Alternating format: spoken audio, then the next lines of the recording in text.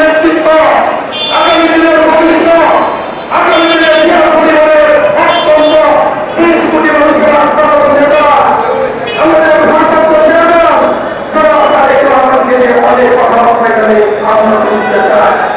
আমরা বলতে চাই কালিয়াপুরের রাজনীতির সাথে তারেক রহমানকে আজকে যারা বিভিন্ন প্রক্রিয়া অবস্থা করতে চায়, আমি আজকের এই মিটিং থেকে নুরুল এবং কল্যাণের যেগুলো সবাই অবস্থান আছে, আমি আশ্বস্ত করব, আমি অনুরোধ করব কালিয়াপুরের রাজনীতি শান্ত রাখার জন্য আমাদেরকে সহযোগিতা করে।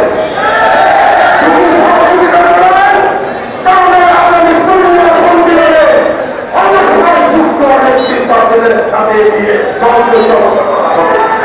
আমি আমার বক্তব্য দিকে আজকের এই মিছিলে তাৎক্ষণিক আজকের এই কর্মী সভা, আজকের এই পরিবার সভা ফলে নেতা আপনারা এই সকল নেতৃত্ব ঘোষণা দিয়েছে, সকল নেতা কর্মীরা উপস্থিত হয়েছে। আগামী দিনে কালিয়াপুরের যে কোনো জায়গায় বর্তমানের সমাজের সাথে সেই সমাজের থেকে আগামী দিনে তাদের শহরে বিশ্বস্ত পরিবারের যারা পুরো বিশ্বাসের থেকে কালিয়াপুর বাসীর উদ্দেশ্যে উনি কথা বলবেন, সেই কথা আগামী দিনে আমরা সকলের সহযোগিতা করব।